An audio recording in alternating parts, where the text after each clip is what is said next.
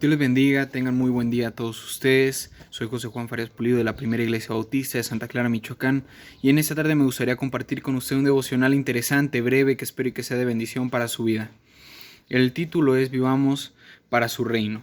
Está basado en Marcos 8, 27 al 38. En primera veremos tres escenas muy importantes que aparecen en este pasaje. Primera, examen a sus discípulos. Jesús hace un examen a sus discípulos de dos preguntas. Segundo punto, Jesús anunció su muerte. Y tercer punto, el regaño a Pedro y a cualquiera que piense como Pedro. Vamos a ver el examen de fe que hace a sus discípulos. Versículos del 27 al 29. Salieron Jesús y sus discípulos por las aldeas de Cesarea de Filipo, y en el camino preguntó a sus discípulos, diciéndoles: ¿Quién dicen los hombres que soy yo? Ellos respondieron: unos Juan, otros Elías, y otros alguno de los profetas. Entonces él les dijo: ¿Y vosotros quién decís que soy? Respondiendo Pedro le dijo: Tú eres el Cristo. Aquí vemos un examen.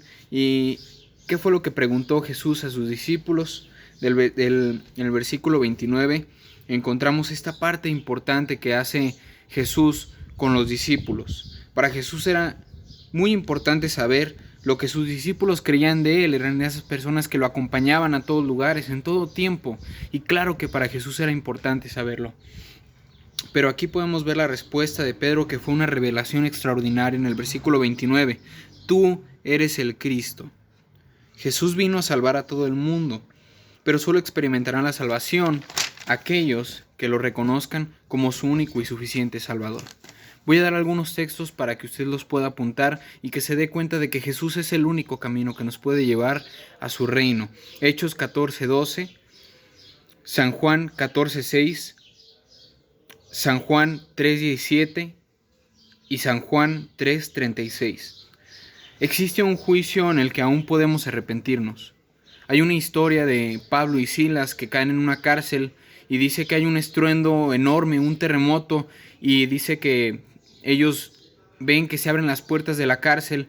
El carcelero se asusta y piensa que habían escapado, pero les dice no, porque él quería morir por ver lo que estaba pasando. Imagínense que él estaba cuidando a todos los prisioneros y de repente las puertas abiertas. Él pensaba que se habían escapado. Él quería morir y ellos le dicen: no, espera, aún seguimos aquí. Él le pregunta a ellos: ¿qué debo de hacer para ser salvo? Ellos le dicen en Hechos 16:31: cree en el Señor Jesucristo y serás salvo tú y tu casa. Nosotros podemos escapar de ese juicio. Creamos, cree en el Señor Jesucristo. Segundo punto, Jesús anuncia su muerte y su resurrección. Versículo 31. Dice así, versículo 30 al 31.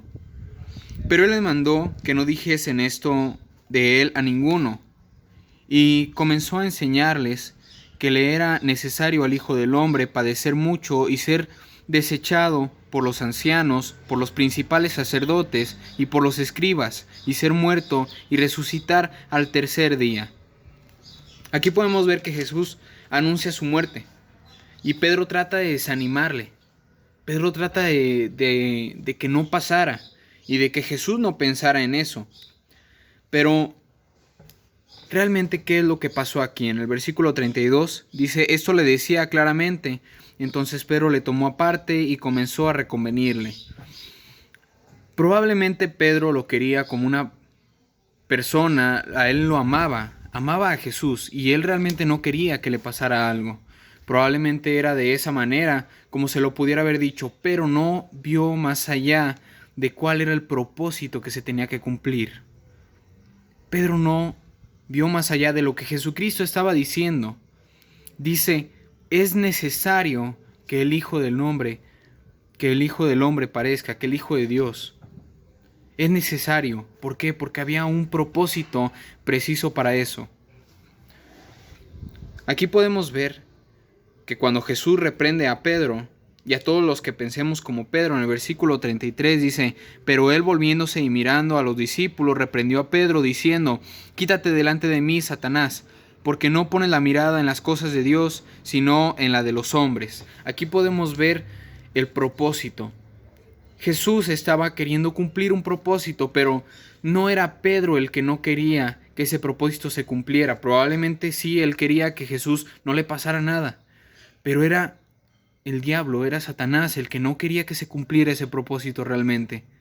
Estaba detrás de...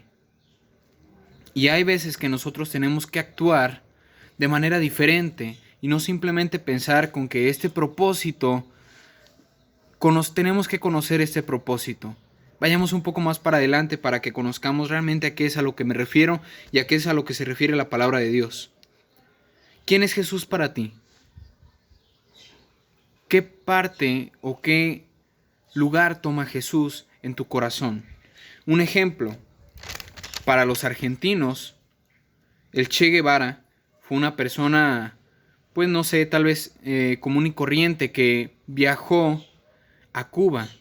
Y este hombre fue un revolucionario, fue una persona que tomó un lugar importantísimo en la nación. Ejemplo también, Emiliano Zapata. Conocemos que en nuestro país existe la historia de este hombre que también fue un revolucionario. Miguel Hidalgo, también otra persona que fue revolucionaria de nuestra nación, de nuestro país. ¿Tú estarías dispuesto a morir por Jesús? Y déjame contarte una historia importante para que podamos entender qué es a lo que me refiero bien. Dice que en una tribu lejana había una familia que era cristiana, pero la tribu no estaba de acuerdo. La tribu los toma presos y dice que él los toma y el jefe le dice, tienen que decir que no son cristianos y que no son nada, no quieren nada con Dios ya. Tienen que decir que no quieren absolutamente nada de Dios o los vamos a matar. Dice que el papá de la familia, el padre de familia, lo pensó y dijo, no, no lo voy a hacer. Y si tú conoces esta canción, dice, he decidido seguir a Cristo. Dice que el jefe, pues, obviamente no quería hacerlo, pero la tribu lo obligó. Dice que él lastimosamente dispara a su hijo. Y dice, vamos, por favor, todavía puedes cumplir con tu esposa el deseo de irte a otro lugar, hacer una familia nueva, en un lugar nuevo. Solamente rechaza a Cristo. Y él dice, no, he decidido seguir a Cristo. Dispara a su esposa y él le dice, es tu oportunidad de salvar tu vida. Tú decides. Y él dice, he decidido seguir a Cristo, no vuelvo atrás y no vuelvo atrás. ¿Tú morirías por Jesús? ¿Tú darías tu vida por Jesús así como Él la dio por ti y por mí y por toda la humanidad? Y permíteme contarte esta otra historia. El circo romano es uno de los lugares más horribles que ha tenido en eras.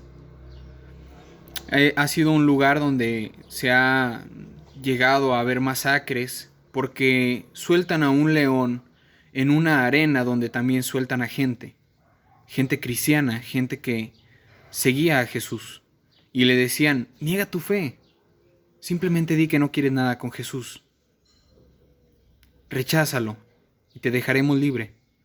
Y ellos dicen, no, pues no lo rechazaré, no me importa si yo muero por él. O también podían decir, está bien, no quiero nada, y ellos eran libres.